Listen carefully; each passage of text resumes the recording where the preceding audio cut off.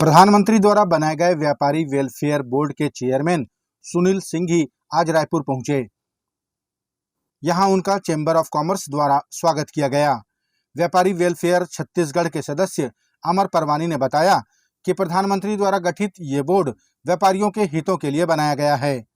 Chairman Sunil सिंघी ने कहा कि वे बोर्ड के कार्यों और योजनाओं की जानकारी साझा करने देशव्यापी दौरा कर रहे हैं।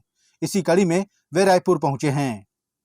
भारत में पहली बार राष्ट्रीय व्यापारी कल्याण बोर्ड का गठन किया गया है। इसको मैं चुनौती नहीं, ये एक समाधान समझता हूँ और लोगों के और व्यापारियों के बीच में एक ऐसी कड़ी भारत सरकार के साथ जुड़ने जा रही है जिसकी बहुत पहले से ज़रूरत थी। माननीय यशस्वी प्रधानमंत्री जी ने ये जो कदम लिया है, मैं पूरे भारत में इसी क्रम में घूम रहा हूँ। इसी कारण से आज मैं छत्तीसगढ़ में रायपुर में आया हूँ। पहले हम राजस्थान जाकर आए, गुजरात में कार्यक्रम किया, दिल्ली में कार्यक्रम किया, अभी यूपी में मेरा कार्यक्रम होने वाला है। उसके बाद हम इस प्रकार के व्यापारी सम्मेलन के माध्यम से पूरे देश में जन जागृति लाएंगे और इस व्यापारी कल्याण बोर्ड के साथ हर एक व्यापारी को जोड़कर हर एक समस्या के समाधान के साथ साथ उसका निराकरण भी किया जाएगा। और भारत सरकार ने बहुत अच्छी योजना व्यापारियों के लिए पेंशन की योजना, जो व्यापारी छोटे व्यापारी है उनके लिए पेंशन की व्यवस्था के लिए 3,000 रुपया प्रति माह उनको पेंशन दी जाएगी, इस प्रकार की योजना। और जो हमारा सिस्टम है उसमें एक्ट से लगाकर नियमावली को कितना सरलता से कर सकते हैं, उस बारे में पूरा इस बोर्ड के माध्यम से आयोजन किया जा रहा है। छत्तीसगढ़ में जैसे जैसे चुनाव नजदीक आ रहे हैं, नेताओं की बयानबाजी भी तेज होती जा रही है। छत्तीसगढ़ के पूर्व मंत्री व भारतीय जनता पार्टी के कद्दावर नेता ब्रजमोहन अग्रवाल ने कहा कि कांग्रेस सरकार को शराब की अवैध कमाई की लत लग चुकी है। साथ ही उन्होंने वन मंत्री मोहम्मद अकबर को नशाबंदी के लिए दिए गए बयान पर कहा कि आने वाले समय में मोहम्मद अकबर का हाल भी मंत्री टी.एस. सिंहदेव जैसा होने वाला है। इस सरकार को अब शराब की अवैध कमाई की लत लग गई है। ये सरकार लतखोर हो गई है। रोज नई नई बातें करते हैं। कम से कम मोहम्मद अकबर जी को तो गंगा जल के बारे में बात नहीं करना चाहिए और नई नई बात कर नए नए मुद्दे उछालकर अपने अंदर गिरेबान में झांक कर देखें। मोहम्मद अकबर जी, आने वाले समय पर आपकी भी वही गति होना है जो गति टी.एस. सिंहदेव जी की हुई है, जो कांग्रेस के जन घोषणा पत्र के प्रमुख थे और आज वो सिर छुपाकर घूम रहे हैं। आने वाले समय पर आपकी भी यही स्थिति होने वाली है। छत्तीसगढ़ शासन के वन मंत्री मोहम्मद अकबर ने कहा कि आज शराबबंदी पर बयान देने वाली भारतीय जनता पार्टी के तत्कालीन मुख्यमंत्री डॉक्टर रमन सिंह ने 11 अप्रैल 2017 को शराबबंदी का ऐलान किया था। वो सिर्फ ऐलान ही रह गया। मंत्री अकबर ने जानकारी दी कि हमारी सरकार द्वारा ग्रुप का गठन कर लोगों को नशाबंदी के लिए जागरूक किया जा रहा है। साथ ही वॉल पेंटिंग और नुक्कड़ नाटक के जरिए नशा मुक्ति को लेकर कार्य प्रारंभ भी किए जा चुके हैं। कि डॉक्टर रमन सिंह ने 11 अप्रैल 2017 को जब नीतीश कुमार जी से उनकी मुलाकात हुई, उस समय छत्तीसगढ़ में भी शराबबंदी का ऐलान किया था। ये दस्तावेज भी मैं अभी आपको सौंपूंगा। वर्तमान में माननीय भूपेश बघेल जी के द्वारा समाज कल्याण विभाग की तरफ से जो कार्रवाई चल रही है, उसमें 2626 शराब व्यसन मुक्ति अभियान के लिए वाहिनी गठित किया गया है और ये नुक्कड़ नाटक के माध्यम से, पॉम्पलेट के माध्यम से, दीवार लेखन के माध्यम से आम जनों को जागृत करना है और उनको ये बताना है कि शराब के नुकसान क्या हैं, नशाबंदी और जितने भी प्रकार के व्यसन हैं उससे किस प्रकार की मुक्ति मिलना चाहिए, किस प्रकार से मुक्त किया जाएगा। तो 2626 वाहिनी पूरे राज्य में गठित हुई है और 2226 भारत माता माला वाहिनी का गठन किया गया है और इन्हीं के माध्यम से शराबबंदी के लिए हम लोग आगे बढ़ रहे हैं। छत्तीसगढ़ शासन के वित्त विभाग ने एक आदेश जारी कर खलबली मचा दी है कि अब बिना आदेश के कोई नौकरी नहीं दी जाएगी। न ही स्वीकृत की जाएगी। इस आदेश को मुख्यमंत्री का आदेश बताते हुए भारतीय जनता पार्टी ने कहा कि ये इस बात के संकेत हैं कि सरकार पूरी तरह से कंगाल हो चुकी है। भारतीय जनता पार्टी के प्रवक्ता संदीप शर्मा ने कहा कि यह आदेश हड़ताल पर बैठे हजारों अनियमित कर्मचारियों के मुंह पर करारा तमाचा है। संभवतः वित्त विभाग मुख्यमंत्री जी के पास है तो उन्होंने ही आदेश जारी किया होगा कि आने वाले समय में बिना आदेश के अब कोई जो है नौकरी नहीं दी जाएगी या स्वीकृत नहीं की जाएगी।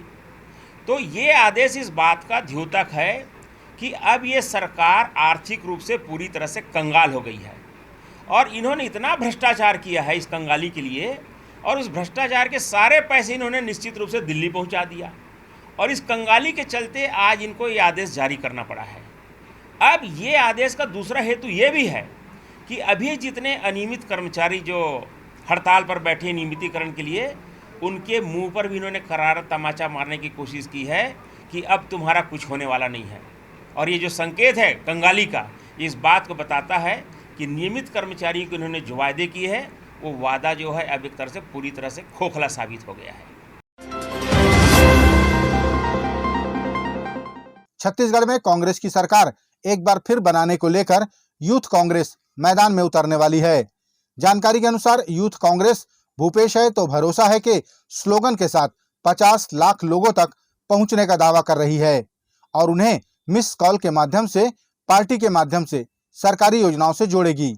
युवा कांग्रेस के प्रदेश अध्यक्ष आकाश शर्मा ने बताया कि ये कैंपेन जल्द शुरू किया जाएगा, जिसका उद्घाटन मुख्यमंत्री के हाथों संपन्न होगा। आने वाले दिनों में छत्तीसगढ़ यूथ कांग्रेस भूपेश है भरोसा कैंपेन के माध्यम से लेकर सरकार की योजनाओं को लेकर 50 लाख घरों तक जाने का टारगेट किया गया है। ये हम ऑनलाइन भी जाएंगे और ऑफलाइन भी जाएंगे। हमारे कार्यकर्ता घर घर जाएंगे और सरकार की योजनाओं को सर्वे के माध्यम से लोगों के बीच जाएंगे और उनसे मिस्ड कॉल भरवाएंगे और साथ में विद आईओएस ऐप के माध्यम से भी हम ये फॉर्म भरा सकते हैं। और हम लोगों ने नेताओं से अपील की है माननीय मुख्यमंत्री से कि आप इस योजना के शुभारंभ में खुद यूथ कांग्रेस के लोग साथ जाएं। इसकी प्रशिक्षण भी चालू हो चुकी है और जल्द ये प्रोग्राम जो है जनता के बीच लॉन्च हो जाएगा। राज्यसभा सांसद रंजीत रंजन 12 जुलाई को एक दिवसीय प्रवास पर रायपुर आ रही हैं। इस दौरान वे सुबह 6:40 को दिल्ली से रवाना होकर सुबह 8:40 पर स्वामी विवेकानंद विमानतल पर पहुंचेंगी। अपने कार्यक्रम के अनुसार राज्यसभा सांसद रंजीत रंजन रायपुर में कांग्रेस के मौन सत्याग्रह में शामिल होंगी। ये सत्याग्रह कांग्रेस के राष्ट्रीय नेता राहुल गांधी की संसद सदस्यता खत्म किए जाने के विरोध में आयोजित है। सांसद रंजीत रंजन उसी दिन रात को दिल्ली के लिए रवाना हो जाएंगी। छत्तीसगढ़ भारतीय जनता पार्टी के प्रवक्ताओं ने पत्रकार वार्ता लेकर सरकार द्वारा प्रदेश में सनातन विरोधी रवैया अपनाए जाने का आरोप लगाया। प्रवक्ता संदीप शर्मा ने कहा कि सनातन विरोधी सरकार का ये रवैया कवर्धा और बीरनपुर के बाद अब गरियाबंद जिले के छुरा ब्लॉक में भी देखा जा रहा है। शर्मा ने जानकारी दी कि छुरा में एक मुस्लिम युवक हिंदू लड़की को भगा ले गया और लड़की के परिजनों द्वारा पुलिस में शिकायत के बावजूद कोई कार्रवाई नहीं की जा रही है। गरियाबंद में एक सनातनी लड़की का अपहरण एक सज्जाद नामक युवक द्वारा किए जाने की घटना हुई है और उस युवती के परिजन जो हैं पिछले 5 दिन से लगातार थाना का चक्कर लगा रहे हैं कि उनकी युवती को बरामद किया जाए और उनके बेटी को उनके सुपुर्द किया जाए। लेकिन 5 दिन बाद भी सरकार के जो पुलिस महकमा है उसके कान में जू नहीं रेंगा है और उस लड़की के माता पिता जो हैं लगातार भटक रहे हैं। ये इस बात को बताता है कि ये सरकार जो है लगातार जो है इस प्रदेश के भीतर धर्मांतरण को बढ़ावा दे रही है और ऐसे अपराधी तत्वों को निरंतर पुलिस का संरक्षण इस प्रदेश में कहीं न कहीं प्राप्त है जो सनातन धर्म को लगातार चोट पहुंचाने का काम कर रहे हैं। राज्य सरकार द्वारा संचालित स्वामी आत्मानंद इंग्लिश मीडियम स्कूलों को लेकर भारतीय जनता पार्टी के सांसद सुनील सोनी ने शिक्षकों की भर्ती के लिए दिए गए विज्ञापनों पर कहा कि उन्होंने पहले ही आगाह किया था कि बिना कार्य योजना के स्वामी आत्मानंद स्कूलों का संचालन शुरू नहीं किया जाना चाहिए, लेकिन सिर्फ राजनीतिक रोटी सेकने के उद्देश्य से प्रदेश के बच्चों के भविष्य के साथ सरकार ने खिलवाड़ किया है। सांसद ने कहा कि स्वामी आत्मानंद इंग्लिश स्कूलों में ऐसे इंग्लिश के शिक्षक चाहिए जिन्हें कम से कम 3 वर्षों का अनुभव हो। ना आपके पास में शिक्षक है, ना आपके पास में कमरे हैं, ना स्कूल ठीक है, ना व्यवस्थित कोई वातावरण है। और इस समय में शिक्षक यानी आपने जो विज्ञापन जारी किया है वो जारी किया है कि अंग्रेजी माध्यम में पढ़े हुए लोग हों, पीएचडी किए हुए लोग हों। अरे भैया, ये तो एक पार्ट है। अगर वहाँ पर जो शिक्षक आने वाले हैं, बहुत ज्ञानी आदमी अंग्रेजी का जो है वो भी अगर कहीं स्कूल में जाएगा तो वो नहीं पढ़ा सकता भूपेश बघेल जी।